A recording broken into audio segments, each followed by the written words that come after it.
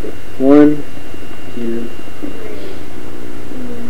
5, 6, 7. Hi, I'm Jimmy with the Goop Team. Today I'm going to show you how to make a successful PowerPoint. Many people know how to use PowerPoint, and it's not too difficult to make, but today I am going to show you different ways on how to enhance your PowerPoint and how to make it more presentable for your audience. A little over the basics, there's different kinds of slides. There's the top slide, there's a comparison slide, and as you can see right here, there's two content, blank, content with caption, and many others.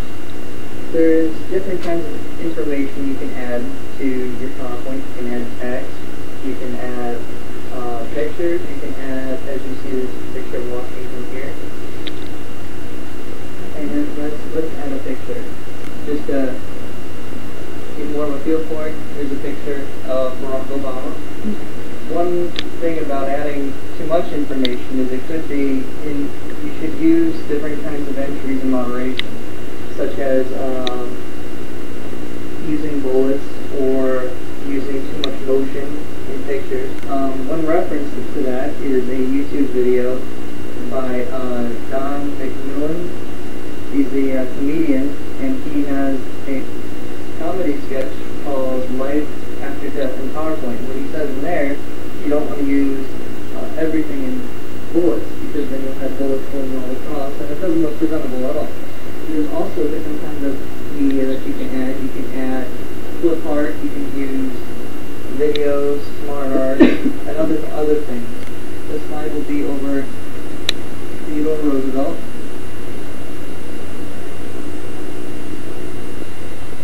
And like I said about bullets, we can add a little bit of information. Like for instance, he was a distant relative of Franklin Delano Roosevelt. He was our 26th president and vice president under William McKinley.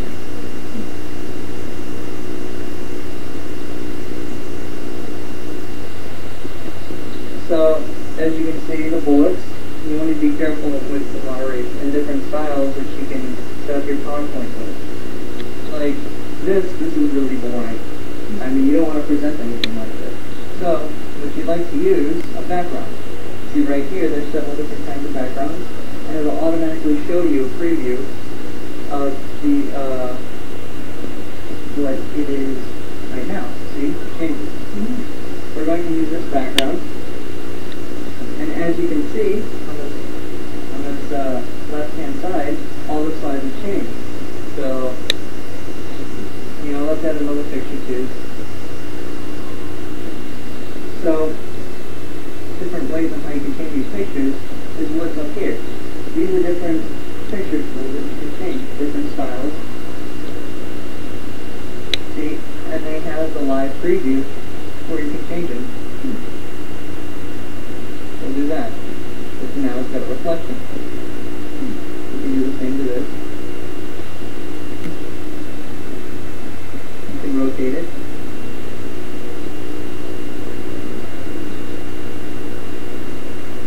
Whatever we think looks good. The animations. And make them look a lot more lively. Just to recap, we have our slides. You can add different slides. There's several different ones.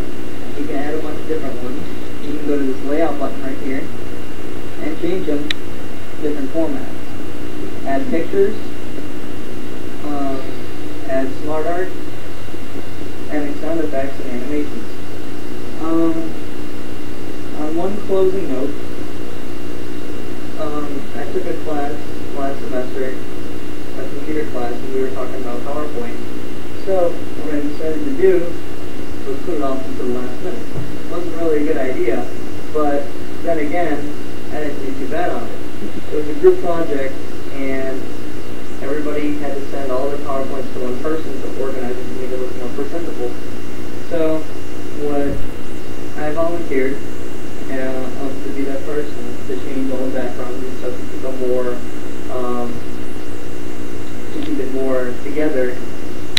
And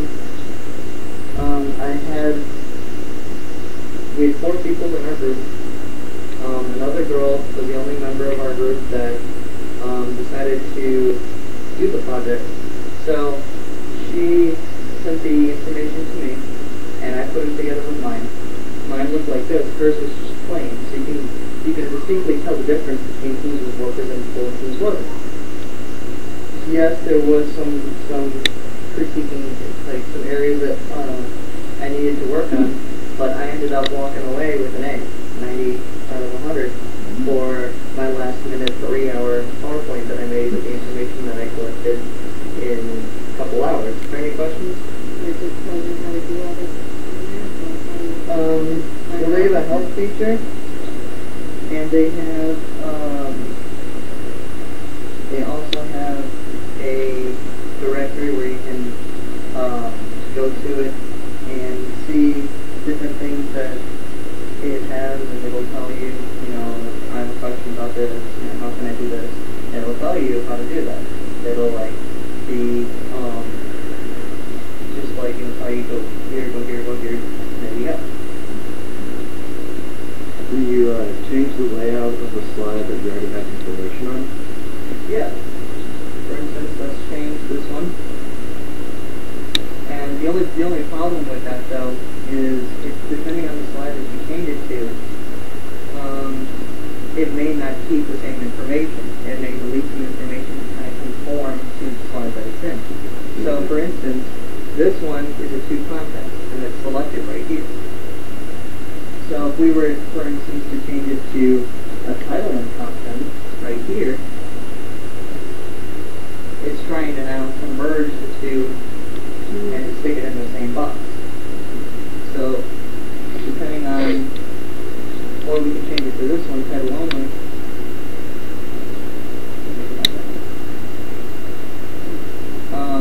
Change it to this one, content with caption, and as you can see, it's trying to change it so that it fits to that next